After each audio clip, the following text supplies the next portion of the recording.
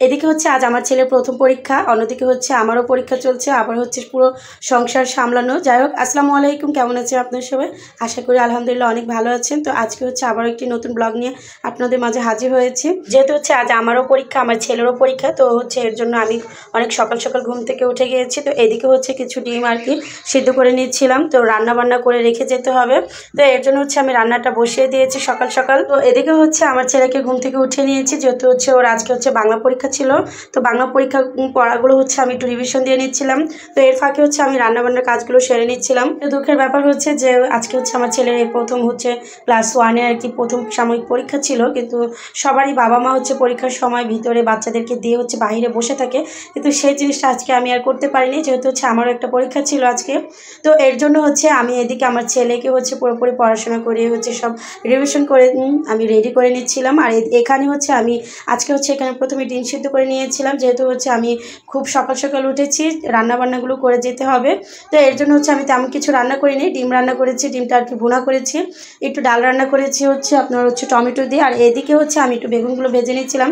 এই বেগুনগুলো অনেক দিন হলো ফ্রিজে ছিল, তো এটা দিয়ে তরকারি রান্নাগুলো ভালো লাগবে না, তো এর জন্য হচ্ছে আমি এগুলো হচ্ছে ভর্তা বানিয়ে নিয়েছিলাম। তো এখানে হচ্ছে এখন আমি এক এক করে ডিমগুলো আর কি একটু ভেজে নিব। তো ডিমগুলো হচ্ছে আমি ভুনা করার ক্ষেত্রে কিন্তু একটু আগে একটু ভেজে নেই। তো পরে হচ্ছে আমি এদিকে কিছু থালা বাসন ছিল, যেহেতু হচ্ছে আমার এখানে টাইম টু টাইম আর কি একটু পানি দেওয়া হয়। তো পরে হচ্ছে যে রাতের যে থালাবাটিগুলো ছিল, তো ওগুলো হচ্ছে আমি এখানে সব কিছু আর কি মোটামুটি ধুয়ে পরিষ্কার করে নিয়েছি, যেহেতু আমি আসলে কিন্তু আর কি পানি পাবো না, এর জন্য হচ্ছে সব সকাল সকালে আমি এই কাজগুলো করে নিয়েছিলাম। আর এদিকে হচ্ছে আমি ডিম ভুনা করার জন্য হচ্ছে পেঁয়াজ মরিচ এগুলো হচ্ছে ভালোভাবে হচ্ছে আমি একটু কষিয়ে নিচ্ছিলাম। তো আর একটা জিনিস হচ্ছে কি, তাড়াহুড়োর কাজ কিন্তু কোনো সময় কোনো কিছুতে ভালো হয় না। তো এদিকে হচ্ছে ছেলেরকে স্কুলে দিয়ে হচ্ছে আমি প্রায় 11টার দিকে আর কি আমার কলেজের জন্য চলে গিয়েছিলাম তো পরীক্ষার জন্য।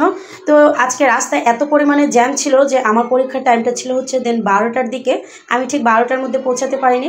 12:20-এর দিকে আর কি খাতা প্রশ্ন সব দিয়ে দিয়েছে, তো তখন আর কি আমি কলেজে ঢুকেছিলাম।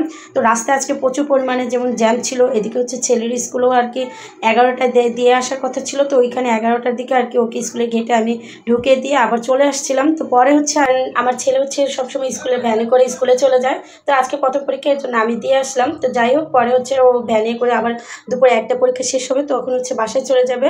কি বলবো, আমার নিজে পরীক্ষার চেয়ে আমার ছেলের পরীক্ষা নিয়ে আমি খুবই একটা চিন্তিত ছিলাম, যেহেতু আমার ছেলে হচ্ছে প্রথম 100 মার্কের পরীক্ষা দিচ্ছে। ওরা হচ্ছে বড়দের মতো করে প্রশ্ন আলাদা আর হচ্ছে খাতা দিবে, ওরকমভাবে হচ্ছে বড়দের মতো করে ওদের এই পরীক্ষাগুলো দিতে হবে। তো আমার ছেলেকে নিয়ে অনেকটাই টেনশনের মধ্যে ছিলাম যে কী লিখবে কী লিখবে না, তো এর জন্য আর কি আমি খুবই চিন্তিত ছিলাম। তো যাই হোক, আমার ছেলের পরীক্ষা বাসায় এসে দেখি যে বলে যে আম্মু আজকে পরীক্ষাটা অনেক ভালো হয়েছে।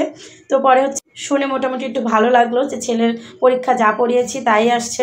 যেমন হচ্ছে স্বামী সন্তান পরিবার সবাইকে নিয়ে যেমন হচ্ছে ব্যস্ত সময় কাটানো যে একটা আনন্দ, আবার অন্যদিকে হচ্ছে নিজের জন্য আলাদাভাবে হচ্ছে সময় বের করে হচ্ছে সময় দেওয়া, নিজের থেকে নিজের একটা ওটাতেও একটা অন্যরকম একটা আনন্দ হয়। তো আলহামদুলিল্লাহ আমি আমার হাজব্যান্ডের থেকে আমি অনেক অনেক আর কি সাপোর্ট পেয়ে থাকি, যে স্বাধীনতা বলেন, সংসার লাইফ বলেন, ছেলে মেয়ে দিয়ে বলেন, সব কিছুতেই কিন্তু আমার হাজব্যান্ডের আর কি আমি সবচাইতে বেশি সাপোর্ট পেয়ে থাকি। একটা নারী আর কি চাইতে পারে বলেন তো? একটা নারী শুধুমাত্র তার স্বামী বা হচ্ছে তার হাজব্যান্ডের যে একটা মানসিক সাপোর্ট, এটা হলে একটা নারীর আর কোনো কিছুই দরকার হয় না আমার মনে হয় আর কি।